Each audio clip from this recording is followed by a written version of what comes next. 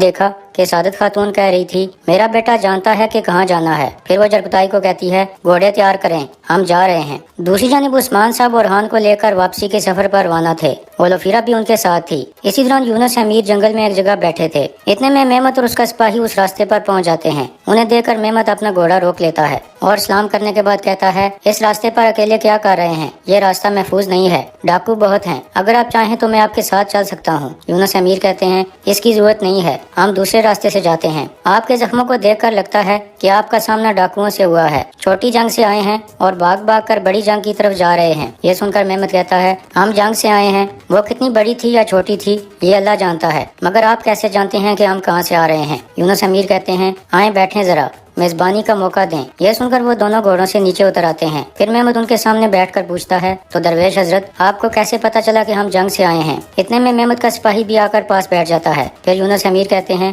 ہم اپنی طرف سے بات نہیں کرتے، کیا آپ رسول اللہ صلی اللہ علیہ وآلہ وسلم کی غزوۃ تبوک کے بارے میں جانتے ہیں؟ محمد کہتا ہے جانتا ہوں، وہ جنگ جس میں انہوں نے سب سے بڑی فوج کا مقابلہ کیا تھا۔ یونس امیر کہتے ہیں ہاں، اس جنگ سے مدینہ واپسی پر آپ نے صحابہ کرام سے فرمایا تم چھوٹے جہاد سے بڑے جہاد کی طرف بڑھ رہے ہو۔ صحابہ نے پوچھا اے رسول اللہ بڑا جہاد کون سا ہے؟ تو رسول اللہ نے فرمایا بڑا جہاد اپنے نفس کی خواہشات اور ہوس کے خلاف جہاد ہے۔ کچھ کے لیے یہ پیسہ ہے، کچھ کے لیے عہدہ ہے، کوئی تخت کا خواہش مند ہے اور کوئی دوستی کا خواہش مند ہے۔ اب آپ پوچھیں گے کہ یہ بوڑھا درویش مجھے یہ سب کچھ کیوں بتا رہا ہے؟ میں اس لیے بتا رہا ہوں کیونکہ میرے سامنے بیٹھنے والا انسان ہے، انسان کے پاس نفس ہے اور نفس لالچ کا منبع ہے جس کے ہم سب غلام ہیں۔ ہمیں نفس پر قابو پا کر اللہ کے سامنے سار تسلیم خام کرنا ہوگا۔ سار تسلیم خام کرنے والا ہی سکون پاتا ہے۔ اگر آپ بے سکون ہیں تو خود کو نفس کے حوالے کر کے شیطان کے ساتھی بن جائیں گے۔ پھر یونس امیر کہتے ہیں چاہے آپ زخمی ہیں مگر اس جنگ سے نکل کر یہاں پہنچے ہیں تو آپ فاتح ہیں، انشاءاللہ اپنے نفس پر بھی قابو پا لیں گے۔ آپ مجھے اجازت دیں، میں چلتا ہوں۔ یہ کہہ کر یونس امیر کھڑے ہو جاتے ہیں اور کہتے ہیں سفر آسان ہو۔ محمد کہتا ہے شکریہ درویش حضرت۔ اس طرح یونس امیر وہاں سے چلے جاتے ہیں جبکہ محمد کسی گہری سوچ میں پڑ جاتا ہے۔ دوسری طرف عثمان صاحب اورحان کو لے کر یعنی شہر پہنچ چکے تھے۔ اتنے میں بالا خاتون اور باقی لوگ بھی آ جاتے ہیں اور اپنے پیاروں سے ملنے لگتے ہیں۔ بالا خاتون کہتی ہے ایک اور مصیبت سے چھٹکارا پا لیا، اللہ کا شکر ہے۔ اس طرح وہ سب بہت خوش ہو جاتے ہیں۔ پھر عثمان صاحب کہتے ہیں اولوفیرا جیتی رہو، تم نے ہمیں بڑی مشکل سے بچایا اور بہادری سے کام لیا۔ اولوفیرا کہتی ہے شکریہ کی ضرورت نہیں ہے عثمان صاحب۔ اس کے بعد مالہون خاتون کہتی ہے سلامت رہو بیٹی، جبکہ اورحان اولوفیرا کی طرف دیکھ کر مسکرا رہا تھا۔ پھر علاؤدین بھی اپنے بڑے بھائی کے گلے لا کر ملتا ہے اور پھر کہتا ہے اللہ کا شکر ہے، آپ کے واپس آنے میں مجھے ذرا بھی شک نہیں تھا۔ اس کے بعد عثمان صاحب کہتے ہیں تیاریاں کریں، ہم سرحدی بازار جائیں گے۔ ہم نے اکیلے مشکلات برداشت نہیں کی، درمیان والوں نے بھی اس معاملے میں بہت تکلیف اٹھائی، وہاں جا کر ان سے افسوس کریں گے اور انہیں اپنی طاقت بھی دکھائیں گے۔ بوران تم ہم سے پہلے پہنچو اور انہیں صورتحال سے آگاہ کرو۔ یہ کہہ کر عثمان صاحب اندر کی طرف چل پڑتے ہیں۔ دوسری جانب یعقوب سردار اپنے سرحدی بازار میں پہنچ چکا تھا۔ اتنے میں محمد بھی اندر آ جاتا ہے۔ پھر وہ دونوں گلے ملتے ہیں۔ اس کے بعد یعقوب سردار کہتا ہے انہوں نے تمہارا کیا حال کر دیا بیٹا؟ محمد کہتا ہے بھیڑیے کے بچے کو دیکھ کر گدڑوں نے رال ٹپکائی ہے میرے سردار، لیکن ہم نے انہیں کڑوا گونٹ پلایا ہے، ایک لمحے کے لیے بھی سر نہیں جھکایا۔ اللہ کا شکر ہے کہ اپنے خیمے میں آپ کے سامنے کھڑا ہوں۔ یعقوب سردار کہتا ہے میرا شیر کانیوماز طبیبوں کو خبر کرو، انہیں کہو کہ آ کر میرے بہادر کے زخموں کا علاج کریں۔ اس کے بعد کیسٹل قلعے کا منظر سامنے آتا ہے۔ کائی سپاہی گورنر مکرانوس کو قابو کر کے قلعے کے اندر پہنچ چکے تھے۔ پھر کونور کہتا ہے تم نے ہمارے وطن کو ذہن میں رکھ کر کھیل تیار کیا، لیکن جانتے نہیں تھے کہ ترکوں کے ہاتھوں سے زمین ہتھیانا آسان نہیں ہے۔ پھر گورنر پوچھتا ہے مجھ سے کیا چاہتے ہو؟ تو کونور کہتا ہے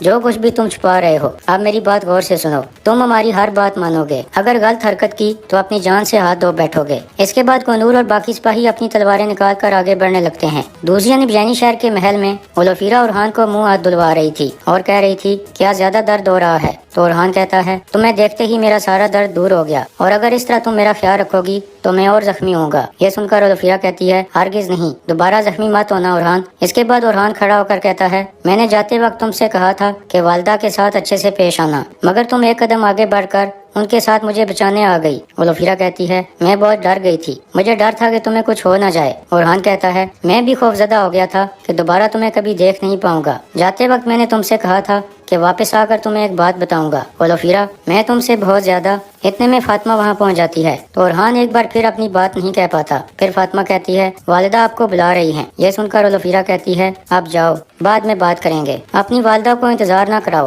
وہ تمہارے لیے بہت پریشان تھیں۔ یہ کہہ کر ولفیرہ وہاں سے چلی جاتی ہے۔ اس کے بعد اورحان کہتا ہے تھوڑا سا اور انتظار نہیں کر سکتی تھی؟ تو فاطمہ کہتی ہے والدہ بلا رہی تھیں، میں کیا کرتی بھائی، اور آپ ولفیرہ کو کیا کہہ رہے تھے، بتائیں مجھے۔ اورحان کہتا ہے اگر تمہیں بتایا تو تم جا کر والدہ اور بابا کو سب کچھ بتا دو گی۔ یہ کہہ کر اورحان وہاں سے چلا جاتا ہے۔ دوسری طرف سعادت خاتون بھی واپس پہنچ جاتی ہے۔ وہ اپنے بیٹے کو ملتی ہے اور کہتی ہے اللہ کرے تمہیں مارنے والے کے ہاتھ ٹوٹ جائیں۔ اتنے میں گونجا بھی وہاں پہنچ جاتی ہے اور روتے ہوئے اپنے بھائی سے ملتی ہے، پھر وہ اس کی خیریت معلوم کرتی ہے۔ اتنے میں یعقوب سردار کہتا ہے یہ ٹھیک ہے، میرے بہادر کو اس چھوٹے سے زخم سے کوئی فرق نہیں پڑتا۔ دوسری جانب عثمان صاحب دسترخوان پر اورحان کا انتظار کر رہے تھے۔ اتنے میں وہ آ کر بیٹھ جاتا ہے تو عثمان صاحب کہتے ہیں اللہ کا شکر ہے جس نے ہمیں دوبارہ دسترخوان پر اکٹھا کیا۔ اس کے بعد وہ سب کھانا کھانے لگتے ہیں۔ کھانے کے دوران فاطمہ دونوں بھائیوں کو چھیڑنے لگتی ہے تو مالکن خاتون کہتی ہے ان کی بہن کو ان کی شادی کی بہت جلدی ہے، آج نہیں تو کل بہو ڈھونڈ لیں گے اور پھر شادی کریں گے۔ یہ سن کر عثمان صاحب کہتے ہیں ہاں بالکل، شادی کریں گے اور جشن منائیں گے۔ اس کے بعد علاؤدین پوچھتا ہے میرے سردار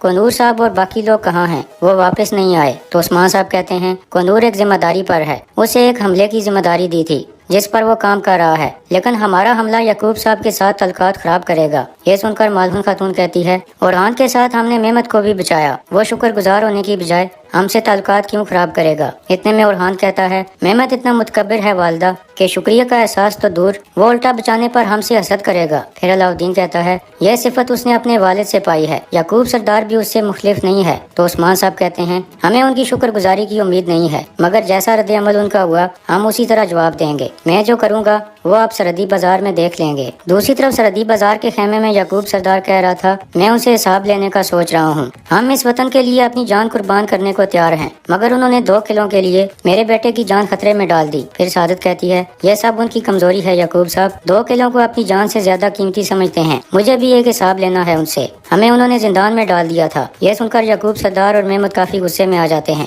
یعقوب سردار کہتا ہے کیسا زندان خاتون؟ تو سعادت کہتی ہے وہ غدار کے لیے چال چلنے کا ڈرامہ کر رہے تھے اور ہمیں نیچا دکھانے کا موقع ہاتھ سے جانے نہیں دیا۔ اتنے میں گونجا کہتی ہے اسی وجہ سے تو بھائی بچ گئے والدہ۔ یہ سن کر محمد کہتا ہے تم اب بھی ان کا دفاع کر رہی ہو گونجا، مجھے بچا کر لوگوں کا اعتبار حاصل کیا اور تم دونوں کو زندان میں ڈال دیا، یہ سب ان کا کھیل ہے، قسم کھاتا ہوں کہ ان سے حساب لیں گے بابا۔ جبکہ سعادت خاتون گونجا کو کہتی ہے تمہاری زبان حد سے زیادہ ان کا دفاع کر رہی ہے، اس علاؤدین کا معاملہ اپنے دل تک رکھو گونجا۔ گونجا کہتی ہے کیا ایسا کچھ ہو سکتا ہے والدہ، وہ تو میری ذمہ داری ہے۔ پھر یعقوب سردار کہتا ہے بغل میں چھری اور منہ سے رام رام، ان کے ہر حملے کے پیچھے کھیل بھرے ہوئے ہیں، میرے گھر والوں کو زندان میں ڈال دیا، میری بات نہیں مانی اور اپنی مرضی کے مطابق حملہ کیا۔ محمد کہتا ہے ان لوگوں سے حساب کرنے کا وقت آ گیا ہے میرے سردار۔ یعقوب سردار کہتا ہے حساب کریں گے بیٹا، بہت جلد حملہ کریں گے جب وہ اس کی بالکل توقع نہیں کر رہے ہوں گے۔ اسی دوران باہر بازار میں جرکتائی کہہ رہا تھا دیکھ لی ان کے نزدیک ہماری اوقات، زندان۔ یہ سن کر الگن کہتی ہے اگر وہ تمہیں زندان میں نہ ڈالتے تو کیا تم ان کے خلاف کھڑے نہ ہو جاتے؟ دیکھو عثمان صاحب نے